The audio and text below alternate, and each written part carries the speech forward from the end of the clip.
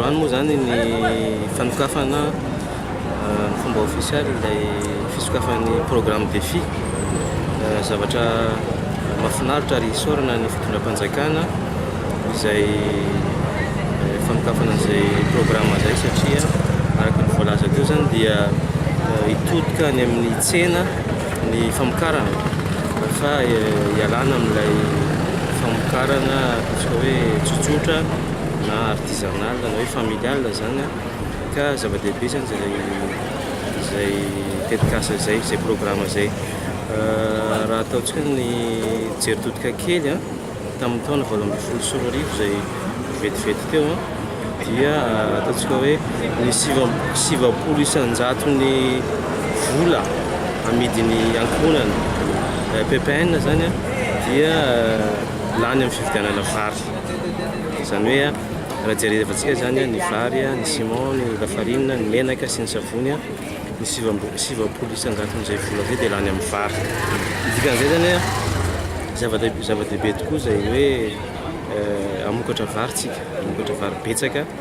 satria dia mbola banga misy banga zany ny resaka vary tsy ampy atsika ny vokatra eto toerana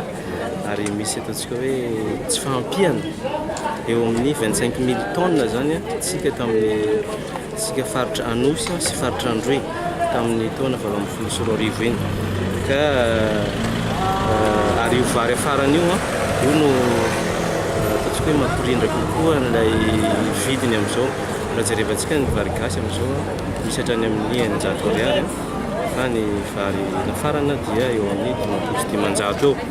ary izay moa zany niezaka efa ataon'ny ministeran'ny fiasana ny varotra mba ahafahana mandrindra ara-teknika izay vidim-bary zay arak'izay azo atao zany amin'ny hoe fampiakarana ny fampirisihana ny mpandraharaha hanafatra satria raha vao tsy ampy ilay vokatra afarana dia misy fiantraikany foana zany io amin'ilay famatsiana sy ilay vidim-bary ary ianao moa tao nanontany momba n'ilay hoe vary mora izy io zany dia tetikasa ny filoham-pirenena satria misy fifandraisany tsapan'ny filoham-pirenena fa mikaikaiky ny vahoaka amin'izao fotoana zao vidim-bary ray gony efa 7 ariary ka everina fa zava-dehibe ary isaorana azy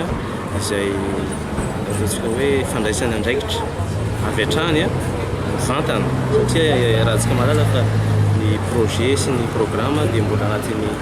ataontsika hoe 5 taona na 9 taona vao misy vokatra nefa ny filoham-pirenena zany tonga dia andray fepetra amin'ny fampidirana an'ilay vary mora